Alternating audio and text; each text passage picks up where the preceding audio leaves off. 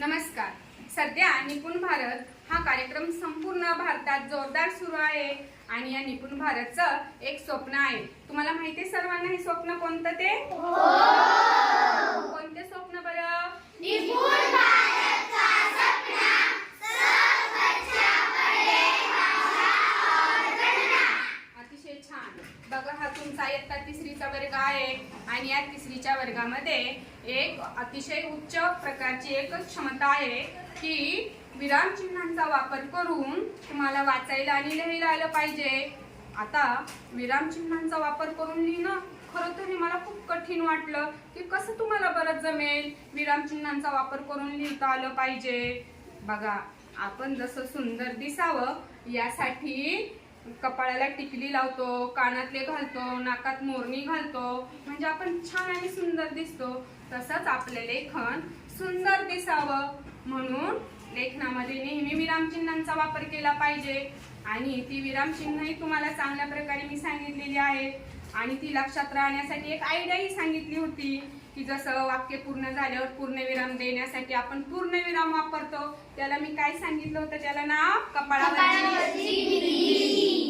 आणि त्याचप्रमाणे एखाद्याच्या तोंडचे वाक्य जर आपल्याला लिहायचे असेल जसेच्या तसे तर त्यासाठी आपण दुहेरी अवतरण चिन्ह वापरतो. त्यासाठी तुम्हाला एक गमतीशीर शब्द सांगितला होता. कोणता बरं तो? अरे वा, छान. त्यानंतर एकाच गटातले जर अनेक प्रकारचे शब्द लिहायचे असेल तर आपण मध्ये मध्ये थोडा स्वल्पविराम देतो. आणि या स्वल्पविराम साठी मी तुम्हाला एक कानातली एक वस्तू दाखवली होती. कुठली बरं? ती कानातली एक वस्तू होती ती स्वल्पविराम म्हणून आपण ह्याचा काय करतो? वापर करतो. त्यामुळे तुम्हाला स्वल्पविराम हे चिन्ह पण चांगल्या प्रकारे काय झालं? माहिती झालं. तसेच एखाद्या प्रश्न विचारतो, प्रश्न विचारल्यानंतर वाक्याच्या शेवटी येणारं चिन्ह म्हणजे प्रश्नचिन्ह.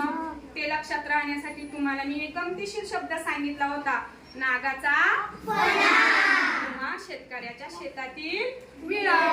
अगदी हे चिन्ह लक्षात ठेवून आपण विराम चिन्हांचा कसा वापर करायचा याचा गेले आठवडाभर आपण उपक्रम घेत आहोत.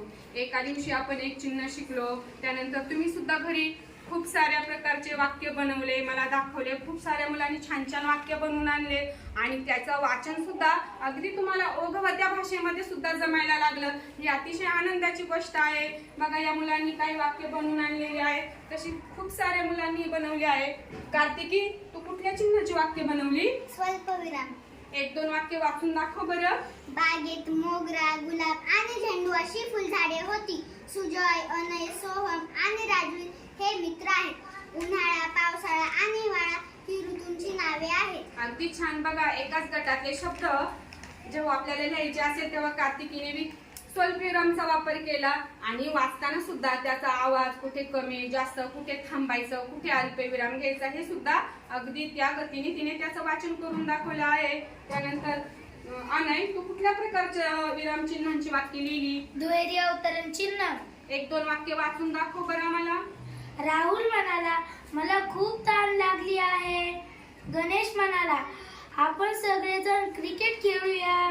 करण म्हणाला, आपण डोंगरावर फिरायला जाऊ.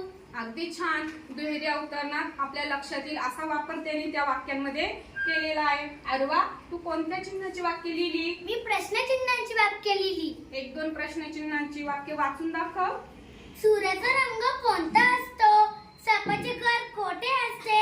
रमाईचे पूर्ण नाव काय आहे? अगदी छान. छान तिने प्रश्नचिन्ह पण वाक्य संपल्यानंतर शेवटी दिलेले आहे. खूप सारे प्रश्न लिहिलेले आहे.